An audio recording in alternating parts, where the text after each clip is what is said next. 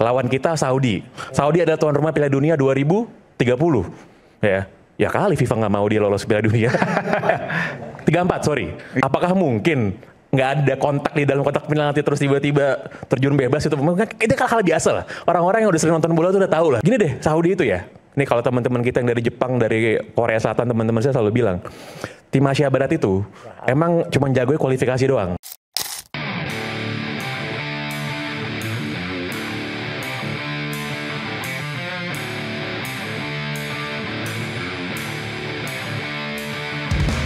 Mimpi besar itu semakin dekat.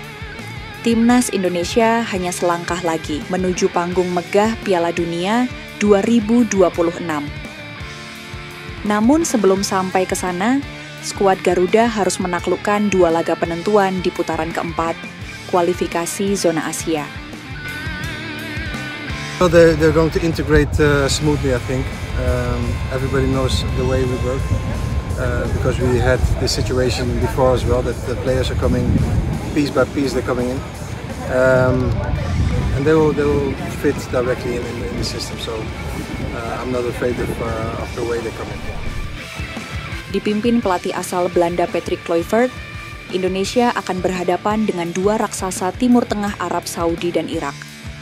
2 duel krusial ini akan berlangsung di Stadion King Abdullah Sport City, Jeddah, pekan ini. Harapan seluruh bangsa kini tertuju pada Garuda, yang siap mengukir sejarah emas dan mengibarkan merah putih di pentas dunia. Kuwait. Sebentar, melobi untuk wasitnya jangan dari Kuwait. Masih Betul, bisa? Masih betul, bisa? Masih bisa, Okay. masih bisa. Itu biasa dilakukan gitu loh. Artinya gini, kan banyak ya wasit-wasit bagus. Misalnya dari Jepang, ada Yuichi Nakamura ya. Kemudian misalnya dari Korea, ada juga Korea Selatan tuh Kim Jong Hyuk. Itu bisa dipakai. Jangan kemudian wasit dari Qatar, Uni Emirat Arab, kemudian apalagi dari Arab Saudi gitu loh. Jadi saya setuju itu. Jadi artinya ini pesan untuk kita semuanya, untuk pengurus PSSI, tolong deh maksimalkan ini meskipun tinggal besok ya, tinggal besok beberapa jam lagi gitu kan, Kamis dini hari. Oke, nanti soal bicara soal apa? Sertifikat kualifikasi wasit nanti. Oke. Ada komentar soal ini? Anda setuju, Bung Pange? Sebenarnya kurang lebih sih setuju ya, karena gini, sepak bola itu tidak pernah cuman sekedar sepak bola. Ya, tidak pernah cuman sekedar pertandingan olahraga. Mereka itu pertandingan cuman buat 11 lawan 11 di lapangan. Buat federasinya itu bukan soal olahraga. Buat pemerintah negara itu bukan soal olahraga. Buat FIFA itu bukan soal olahraga, ini soal bisnis. Tadi kita bilang ya dari kemarin bahwa ini wasit dari Kuwait, apa pengaruhnya? Sebenarnya satu yang belum pernah diomongin, bahasa. Apakah bahasa di Kuwait sama di Saudi bahasanya beda? Saya rasa sama-sama Arab bahasanya. Beda aksen aja palingan. Saya suka berpikir, mudah-mudahan pemain Indonesia yang non-naturalisasi ada yang fasih bahasa Arab. Kenapa? Kalau nanti pemain Saudi sama wasitnya orang Kuwait ngomong Arab, siapa yang bisa ngerti mereka ngomong apa kan? Saya rasa kalau pemain naturalisasi ya mungkin saya akan terkejut kalau ada yang bisa bahasa Arab, tapi kayaknya nggak ada ya. Tapi pemain-pemain yang main di Indonesia lah, ada nggak yang bisa kira-kira nguping nanti mereka ngomong apa? Itu baru dari soal bahasa. Oke, Dan selama ini kan kita bilang, kita dari berbulan-bulan yang lalu setelah kita tahu bahwa di round keempat ini tuan rumah adalah Saudi. Lawan kita Saudi. Saudi adalah tuan rumah Piala Dunia 2030. Ya kali FIFA nggak mau dia lolos Piala Dunia. 34, sorry. Iya. Ya kali nggak ada gitu privilege gitu. Karena kenapa? Ini nggak masih 2 periode lagi. Oh betul. Cuman ini nggak pernah cuman sekedar sepak bola pertandingan gitu. Makanya kalau kita bilang bahwa tadi Bang Toel bilang bahwa iya kalau teknis mungkin di lapangan 50-50. Setuju. Tapi itu nggak pernah soal sepak bola doang gitu ya. Apa sih yang bisa dibikin? Tadi udah dibilang. Dulu sebelumnya dibawa muter-muter tuh. Dibawa muter-muter kan. Lalu misalnya apa? Penginapan. Ruang ganti coba kita cek nanti ruang ganti. Biasanya itu kalau segala macam hal paling kecil ya, slim margin itu pasti dibikin nggak nyaman. Misalnya apa kalau ruang ganti? Misalnya, nih contoh nih ya, kalau di Inggris itu ada stadion-stadion di mana tim home-nya itu lantainya anti slip. Oke. Ya ada besi-besinya tuh yang bisa slip. Dressing room tim away nggak ada anti slipnya. Jadi bisa kepleset. Bisa jadi. Terus itu cuma contoh aja. Okay. Ada yang nonton kemarin waktu Galatasaray lawan Liverpool. Ya, sehari sebelumnya supporternya Galatasaray bakar petasan di dekat hotelnya Liverpool, ya kan kalah, Liverpoolnya kalah. Nggak bisa istirahat. Belum tentu memang supporter Saudi kayak gitu, Kayak tapi kan Saudi, hal paling kecil sedikit apapun pasti akan dilakukan, dan ini harus diantisipasi. Berbulan-bulan kita bilang bahwa inilah gunanya lobby, inilah gunanya negosiasi politik dilakukan oleh federasi. Kita kan selalu bilang orang Indonesia kan paling jago namanya ngolah-ngolah kan, ngolah-ngolah tuh jago banget.